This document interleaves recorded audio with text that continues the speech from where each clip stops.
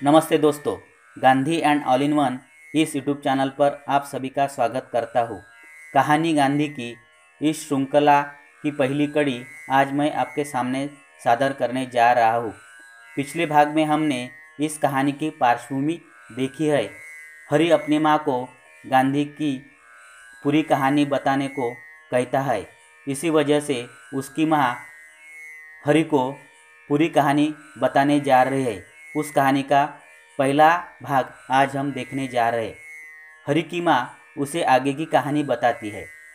तो चलो शुरुआत करते हैं। हरि की माँ कहती है, बम्बई से उत्तर की तरफ काठियावाड़ के एक रजवाड़े का नाम पोरबंदर है। वहाँ इसी नाम का एक बंदरगाह है। वही उस रजवाड़े की राजधानी है। बरसों हुए जब तुम्हारे दादाजी तुमसे भी छोटे थे, पोरबंदर में करमचंद गांधी रहा करते थे। वह थे तो जात के बनिए, पर उनके कुनबे के लोग अच्छे पढ़े लिखे थे। उस घराने में 3 पीढ़ियों से बाप के बाद बेटा काठियावाड़ के रजवाड़ों में दीवान होता आया था।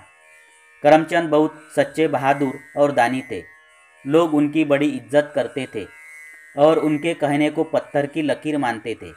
मिजाज के कुछ कड़वे थे, इससे लोगों पर उनका बड़ा रौब था।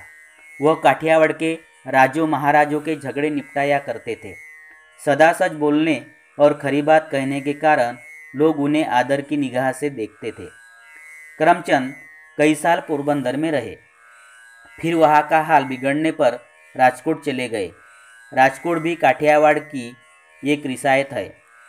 बैलगाड़ी में पोरबंदर से राजकोट जाने में 5 दिन लगते हैं।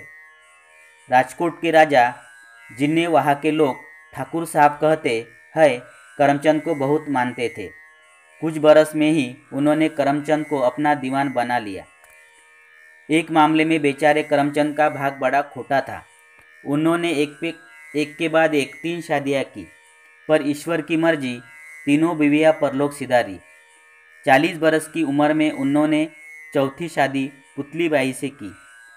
उसे भगवान ने एक बेटी और 3 बेटे दिए। करमचंद और पुतलीबाई अपने धर्म के पक्के और बहुत नेक थे।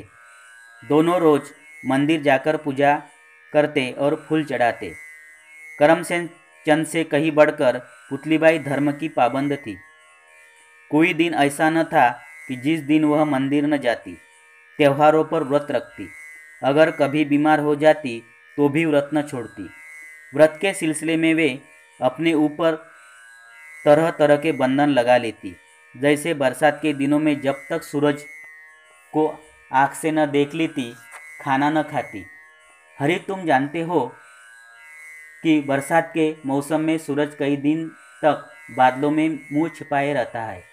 अक्सर ऐसा होता कि वह किसी काम में होती और उनके बच्चे आंगन में खड़े आसमान की तरफ आंख लगाए रहते कि कब सूरज बादलों से निकले और कब वे अपनी माँ को बुलाकर लाए। जैसे ही सूरज को देखते, भागे भागे जाते और माँ को खबर करते। मगर अक्सर माँ के आते आते बरसात का चंचल सूरज आँख मिचौली सी खेलता हुआ बदली के पीछे छिप जाता। जब वह आती और सूरज को न देख पाती तो यह कहती हुई वापस लौट जाती, भगवान की मर्जी है कि मैं आज भी कुछ न खाऊं। फिर उसी तरह घर के काम धंधों में लग जाती। पुतलीबाई बहुत दिलदार होने के साथ साथ बड़ी समझदार भी थी। राजकोट के महल की सब रानियां उनकी बड़ी इज्जत करती और राजमाता तो उनके बिना पूछे कोई काम ही न करती थी। पुतलीबाई के चारों बच्चों में से सबसे बड़े और सबसे छोटे में 6 साल की छुटाई बढ़ाई थी। सबसे छोटा आज से कोई 80 बरस उधर 2 अक्टूबर 1869 में पैदा हुआ था। देखने में बहुत सुंदर तो न था, पर न जाने क्यों करमचंद, पुतलीबाई तीनों बच्चे उसे देखकर फूले न समाते। सब बच्चे बार बार नन्हे को देखने आते। नन्हा आंखें खोले, अंगूठा मुंह में डाले, सबको तका करता।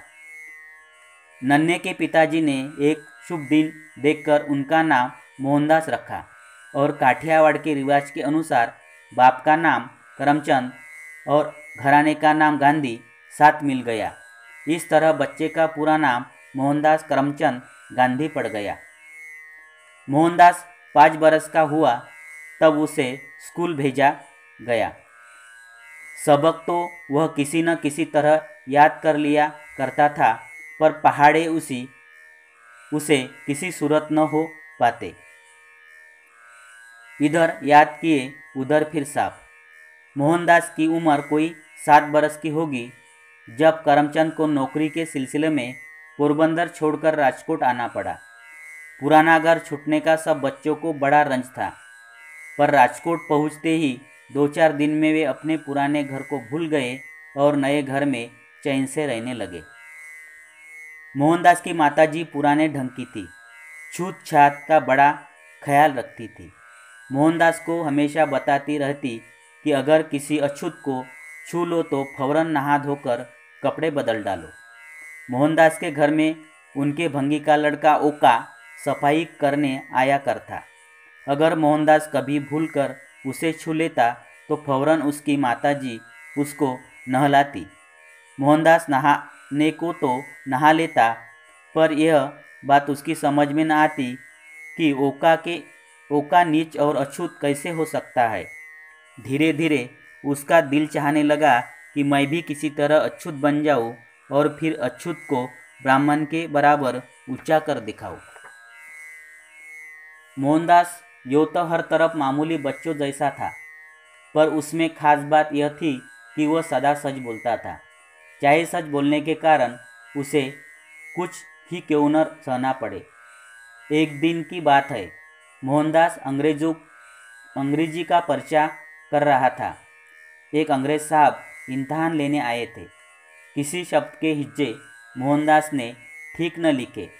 मास्टर जी ने इशारों में मोहनदास को समझाना चाहा कि वह अपने साथ वाले लड़के की कॉपी से नकल कर ले।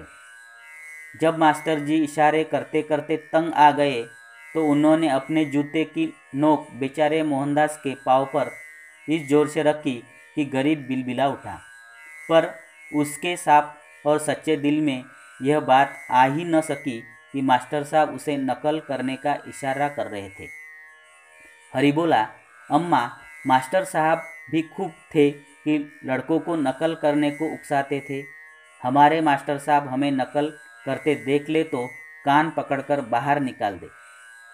माँ बोली, हाँ बेटा ठीक है, पर यह तो देखो कि मोहनदास ने कितनी ईमानदारी से काम लिया। हरि बोला, अच्छा माताजी, फिर क्या हुआ? इस तरह आज हम पहली कड़ी समाप्त करते हैं। फिर मिलेंगे। नमस्ते।